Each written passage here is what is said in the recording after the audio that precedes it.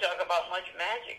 Well, let's talk about magic. How about this? Let's do something fun. Do you have any disaster stories? They're always fun.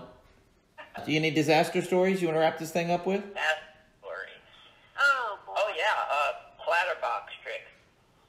Well, that's supposed to fall apart. Trick. Huh? That's supposed to fall apart. I know, but not before. And it's in the suitcase. And the little boy is up there, and I said, I got to show you something. It's an old antique. And I reach inside, and I hear, wow, and it just went to pieces. And he looks over at me, and I'm off stage, because this is at the Children's Castle. I'm off stage, and I'm like, oh, my God, what are we going to do? Oh, my God. You know, and he's a professional. He's been doing this for years. He has a way of getting out of every little mishap in the show.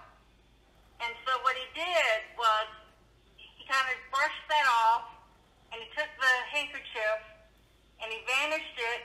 You know, he went through a whole routine with the boy with the magic wands and everything, vanished it, and that was it. And they were very happy. The audience was happy. It was pleased, and that, you know, we closed the show. That was it. I mean, they didn't know the box was supposed to be in the show, so it wasn't that bad. Right. Then back when I was working back in the 70s and 80s, I did a dub production from my coat. And I produced one or two silks, and then I thumb it, and I go forward to pull, and the thing breaks. So all I have is an empty handful of silks and no bird. His loop The broke. bird is still in my coat. Oh. So I take the silks and put them on the side, and then whoever was helping me, I said, stop the music. I said, I have somebody special I want you to meet. So I go behind the curtain, take this thing out of my coat. The bird didn't know what was going on. Pop open the harness, and the bird, you know, and I walk out with a bird on my finger with a big smile, you know.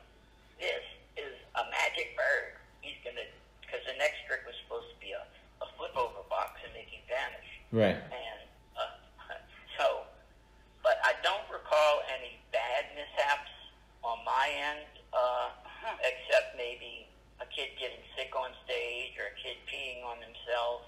Oh. You know.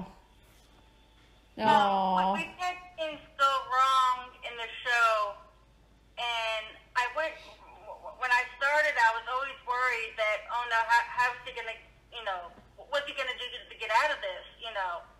And now, when something goes wrong, I kind of look at him and I think, go ahead, honey, get yourself out of it now. Right. Well, that's what I thought. You said he prepared and he had everything worked out. So when his clatterbox was already broken, he did. To me, he worked it out because he looked at you off stage and acknowledged, "Hey, honey," with the eyeballs. "Hey, honey, go fix that. I'll stall." That was my cue. No. It takes quite a long while to fix this clatterbox. Oh, okay. And in fact, that's definitely one of the magic tricks that I do not set up. That's one that he sets up. Okay. All right. But yeah, there was no fixing it, and you know, the kids forgot, and the audience forgot that I was going to show them an antique. And if they did, I could have said it was an old antique handkerchief, you know. But No, yeah, it worked out. He was able to do it. They didn't know any different on what was going on. yeah, Well, there was no. I put it on a table, and it would have collapsed, and I'd have been in big trouble. Yeah, that's show So business. we had two duplicate silk handkerchiefs. Yeah, you just don't let them. You just don't let them know you're sweating. Just keep going, keep smiling, and get it right the next time. That's all you can do. Yeah. With Lex's injury that he had where he fell on his face, Natalie was in the ambulance and going in one direction. I had to do the show.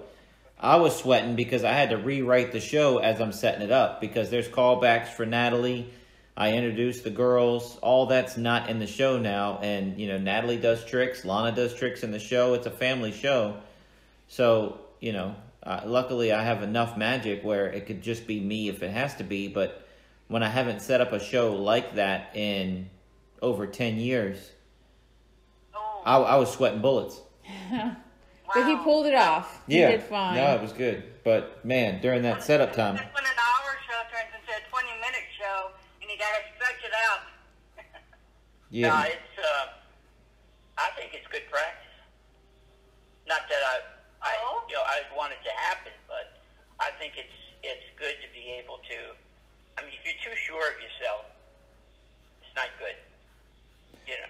Yeah, well, I mean, it's just that this trick leads into that trick, and then there's a callback, and then, you know, we talk about Fool Us, and then I do a trick with Natalie, and then I do a trick about, you know, winning an award, and, you know, all of that stuff just goes, but without Natalie, you're skipping around in the story that you tell, so now your whole storyline is askew, so... Yeah, but, you know, you're able to change it, and that's the main thing. It worked out.